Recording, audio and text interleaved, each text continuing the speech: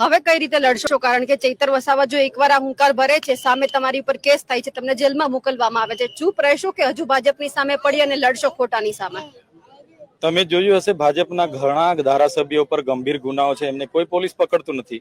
અને અમારે સરકારી મિટિંગોમાં સામાન્ય બોલાચાલી થાય એટલે દબાવી દેવાનો. ચૈતર વસાવાનો અવાજ એટલા માટે દબાવવામાં આવે છે કે ચૈતર વસાવાએ ભૂતકાળમાં ફ્રી શિપ કાર્ડ માટે લડ્યા છે, પોસ્ટ મેટ્રિક શિષ્યવૃત્તિ માટે લડ્યા છે, ટેટ પાસ ઉમેદવારો માટે લડ્યા છે, આઉટસોર્સિંગ કર્મચારીઓ માટે લડ્યા છે, ફિક્સ પગાર કર્મચારીઓ માટે લડ્યા છે. જ્યાં પણ અન્યાય થાય ચૈતર વસાવા લડે છે, એ ચાહે જીબી હોય કે કંઈ પણ હોય.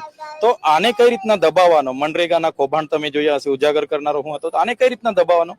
એના માટે કેટલાક આઈપીએસ અધિકારીઓ અને ભાજપના નેતાઓ મળીને ષડયંત્ર રચ્યું. ત્યારે હું આજે આ પરિસ્થિતિમાં છું. પણ આ મને જનતાએ મત આપીને ધારાસભ્ય બનાવ્યો છે, ત્યારે મારો આ એકલાનો અવાજ નથી, અમારી જનતાનો અવાજ છે. આ ક્યારે દબાશે નથી.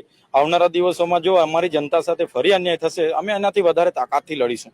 હા, 80 દિવસ મને જેલમાં રાખવામાં આવ્યો, જેલના નીતિ નિયમો પ્રમાણે એકલો રાખવામાં આવ્યો, બધું થયું. પણ ત્યારે પણ હું એ જ ચિંતા કરતો કે મારી જનતાના સુખ દુઃખમાં હું હાજર નથી રહી શક્યો. એ બદલ મને દુઃખ છે. પણ આજે જે પ્રકારે જનતા મારી સાથે છે, તો એટલું ચોક્કસ કે આ જનતા જે મારા પર ભરોસો મૂક્યો છે, વિશ્વાસ મૂક્યો છે, એને ક્યારે હું તૂટવા નહીં દઉં.